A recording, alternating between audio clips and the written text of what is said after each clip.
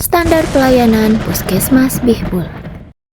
Bagi Anda yang akan berkunjung ke Puskesmas Bihbul, harap ikuti prosedur sebagai berikut. Let's go. Persyaratan pendaftaran. Harap membawa persyaratan sebagai berikut, seperti kartu berobat jika sudah pernah berobat ke Puskesmas Bihbul, KTP, BPJS, atau kartu keluarga. Prosedur pelayanan, pasien akan dipanggil sesuai nomor antrian seperti ini. Nanti pasien menyerahkan persyaratan kepada petugas.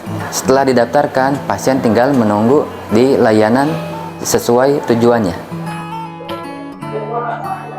Standar pelayanan poli umum dan lansia. Pasien yang sudah melakukan pendaftaran di rekam medis akan dipanggil sesuai dengan identitasnya. Pasien diwawancarai sesuai dengan awal pemeriksaan. Pasien diukur tinggi badan, berat badan, lingkar perut, suhu, tekanan darah, dan nanti hasilnya akan dicatat di rekam medis.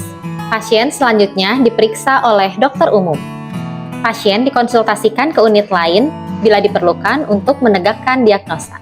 Pasien diberikan penjelasan mengenai penyakit yang dideritanya. Pasien diberikan penjelasan mengenai tata laksana atau tata cara pengobatannya. Pasien selesai diperiksa dan diberikan resep obat. Standar pelayanan kesehatan gigi dan mulut. Pasien sudah melakukan pendaftaran. Pasien dipanggil sesuai dengan identitas. Pasien dilakukan wawancara untuk pemeriksaan awal. Pasien diperiksa oleh dokter gigi. Selanjutnya, pasien dikonsultasikan ke unit lain bila diperlukan. Pasien diinformasikan tata laksana atau pengobatan sakitnya. Pasien selesai diperiksa dan mendapatkan resep obat. Standar pelayanan KIA, KB, dan MTBS. Pasien dipanggil sesuai dengan identitas pasien di rekam medis. Pasien dilakukan asuhan kebidanan dengan SOAP.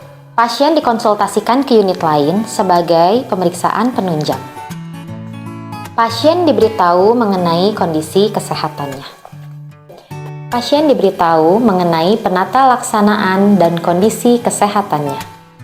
Standar pelayanan TB paru. Pasien yang sudah mendaftar di pendaftaran menunggu panggilan dari petugas. Kemudian, pasien dilakukan pengukuran berat badan, tinggi badan, dan tekanan darah. Untuk pasien baru, diberikan konseling tentang cara minum obat, efek samping, dan tanda bahaya dari obat anti-tuberkulosis, serta diberikan obat anti-tuberkulosis untuk 14 hari selama fase awal. Untuk pasien lama, diberikan obat sesuai dosis dan keluhan untuk 30 hari. Pasien diberikan pemeriksaan penunjang jika diperlukan. Pasien dianjurkan kontrol sesuai jadwal. Standar pelayanan laboratorium. Pasien membawa formulir permintaan pemeriksaan laboratorium. Kemudian, pasien mengambil nomor antrian. Petugas akan memanggil sesuai nomor antrian. Petugas akan mengidentifikasi data pasien dan mengidentifikasi formulir permintaan pemeriksaan laboratorium. Untuk pasien umum diharapkan untuk melakukan pembayaran di kasir. Petugas akan melakukan pengambilan spesimen pada pasien. Kemudian, pasien menunggu hasil. Standar pelayanan konseling terpadu. Pasien telah memiliki rekam medis dan formulir rujukan internal. Pasien dipanggil oleh petugas konseling.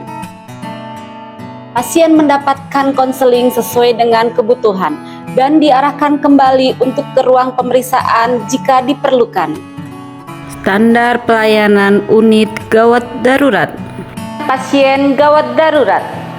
Pasien datang ke layanan gawat darurat dan dilakukan triase. Pasien dilakukan pemeriksaan oleh dokter dan perawat. Pasien dilakukan tindakan sesuai indikasi medis. Pasien dilakukan rujukan sesuai dengan indikasi rujuk. Pasien mendapatkan obat-obatan. Standar pelayanan farmasi. resep dari dokter atau dokter gigi. Pasien menunggu panggilan untuk pengambilan obat. Pasien mendapatkan pelayanan informasi obat dan konseling.